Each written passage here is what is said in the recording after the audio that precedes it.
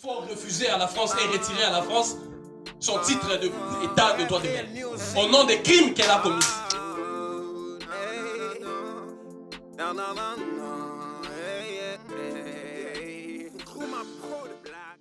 On est là parce que c'est un truc, un barbecue organisé par le panafricanisme. On est tous là en famille. Réclame justice.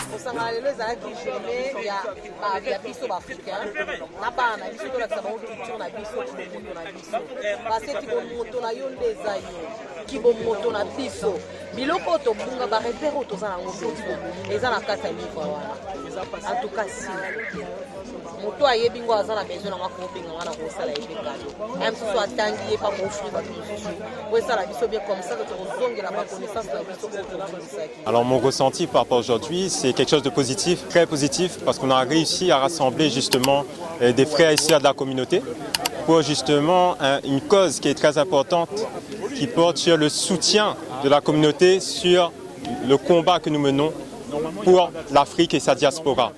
Et justement aujourd'hui, le but de ce rassemblement portait sur l'action du Quai Branly du 12 juin et qui nous a mené là, qui va nous mener à un procès le 30 septembre.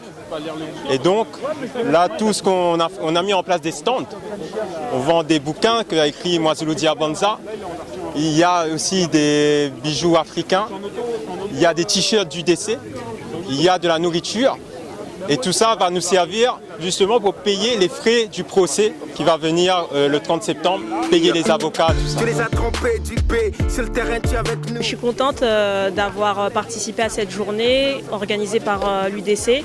J'ai pu rencontrer Mwazulu, qui pour moi est un modèle aussi et qui emmène de l'enthousiasme dans la communauté par ses actions. Du coup, il m'a dédicacé son livre et je suis contente de participer à des actions communautaires et de rencontrer les frères et sœurs avec qui j'ai des points en commun, notamment dans la cause que nous défendons tous. Réclament justice, nos guerriers assassinés réclament justice, nos ancêtres violés réclament justice, les vrais victimes d'Afrique réclament justice. Leur titre de propriété. En attendant le procès du 30 septembre. Ouais, donc c'est nous qui avons contrecarré dans ce sens.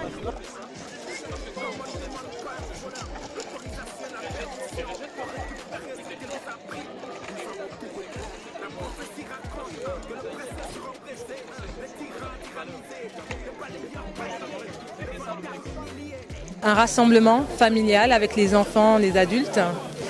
Nous avons parlé des œuvres, de notre culture. J'ai beaucoup parlé avec les mamans qui m'ont dit qu'elles étaient énormément touchées par l'action. Je veux leur dire que maintenant, la voix, ce sont les enfants. La voix, c'est l'éducation. On est content d'être là, ça fait plaisir de se retrouver en famille. Et puis très culturellement, donc ça fait plaisir. Ce qui m'a motivé d'être là aujourd'hui, c'est justement le Made in Africa, c'est le partage des cultures, c'est la découverte de tout ce monde, de toute cette personne, de toute cette diversité aussi. Je suis la productrice des épices au Soleil d'Afrique. Ressentons la douleur derrière la colère, et cette colère c'est pas la haine ni la guerre, on ne cherche que le vivre ensemble. C'est une belle ambiance que j'ai trouvée ici, il y a une ambiance cordiale, les gens sont sympas, comme vous l'avez vu, il y a de belles rencontres, on joue et puis on se pose des questions, on se demande l'identité de tout un chacun d'entre nous pour qu'on puisse se connaître déjà, parce qu'on est tous dans une mouvance d'activistes et tout. Je suis venu avec mon fils justement pour partager, pour jouer avec d'autres enfants, pour qu'ils puissent faire connaissance, parce que l'avenir c'est eux. Il n'y a pas à discuter sur les œuvres, ça nous appartient, c'est des œuvres qui ont été pillées depuis des centaines et des centaines d'années. Donc gloire aux Africains qui se battent corps et âme pour que ces œuvres soient rendues. Ce ne sont pas des œuvres d'art, c'est des œuvres de croyance. Donc nous on se base sur cette croyance pour pouvoir répondre, pour pouvoir communiquer avec la nature. Si eux c'est des œuvres d'art, mais nous ce n'est pas des œuvres d'art, c'est des œuvres spirituelles, d'où la différence. On veut seulement qu'on soit ensemble. Chers frères et sœurs, je vous salue, salutations fraternelles et patriotiques à vous toutes et à vous tous. Le 14 juillet a toujours été dans l'UDC Unité, Dignité, Courage, aussi dit Léa Kankou. Si l'on veut demain que l'Afrique ou notre peuple devienne libre de partout, il faut déjà incarner ces valeurs de liberté.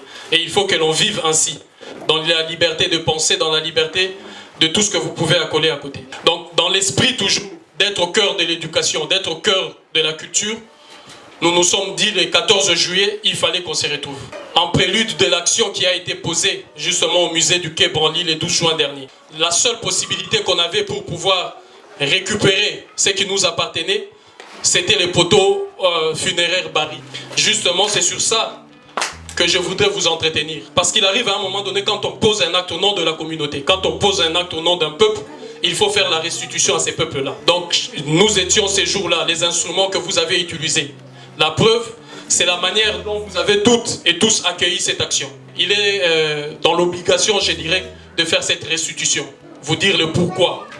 Et c'est quoi ces symboles? Qu'est-ce que j'avais entre mes mains? Ces poteaux-là funéraires Barry, 8 cm sous la terre. Donc du socle jusqu'au niveau du socle qui était par terre. Et même quand ils ont dit qu'il y a eu détérioration, que vous avez détérioré l'œuvre, j'ai posé la question, j'ai demandé la confrontation au commissariat. Mes amis le savent, ils ont refusé. Et ils n'ont pas parlé de l'œuvre en soi. Ils ont parlé du socle. Ils m'ont dit, là où vous l'avez pris, vous l'avez détruit. Moi, je sais qu'est-ce qu'il disait. Il m'a dit, là où vous l'avez pris, vous l'avez détruit. Je sais justement ce que je suis venu détruire aussi, ce jour-là.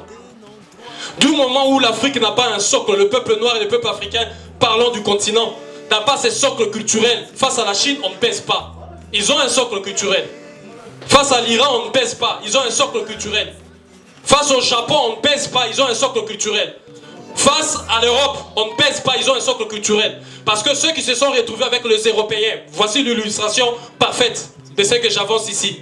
Ceux qui se sont retrouvés aux États-Unis d'Amérique, on a les Spanish qui sont venus, on a les Européens, on a les Africains, on a les Indiens. Quel est le socle culturel de nos frères qui sont là-bas? Rien, parce que tout a été coupé. Raison pourquoi même, à un moment donné, ils se sont décidés de se dire nous ne sommes pas américains, nous sommes africains-américains. C'était justement pour chercher cette reconnexion avec le socle culturel qui est la leur, parce qu'ils ont compris. Ce n'est pas peut-être parce que les gens disent qu'ils ont l'argent, il y a combien de milliardaires noirs là-bas? Ce n'est pas parce qu'on dit qu'ils ont la gloire, parce qu'il y en a combien qui sont des étoiles. Mais pourquoi ça ne marche pas? Jusqu'à projeter même au sein de la Maison Blanche un couple noir. Pourquoi ça ne marche pas? Parce qu'il n'y a pas d'abord un socle sur lequel vous vous focalisez. Lorsque la Chine décide d'attaquer, c'est l'empire du milieu. La Chine, c'est même au niveau de l'Organisation des Nations Unies. Quand vous regardez diplomatiquement parlant, la Chine ne prend jamais position.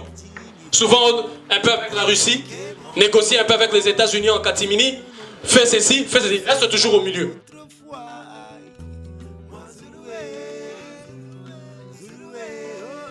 En élargissant la question de la Martinique et de la Guadeloupe, rentre encore effectivement dans ce socle-là souverain. Pourquoi?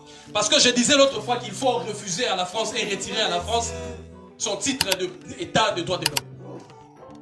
Toute personne normalement constituée ne peut pas accepter que la France puisse avoir cette qualification-là d'État de droit de l'homme. Jamais. Au nom des crimes qu'elle a commis. Au nom de tous ces crimes qu'il a perpétrés partout. Et au moment où nous parlons du fait que la Martinique et la Guadeloupe sont toujours des territoires français, c'est les crimes qui continuent. Parce que géographiquement parlant et historiquement parlant, la Martinique et la Guadeloupe n'ont rien à voir avec la France et l'Europe.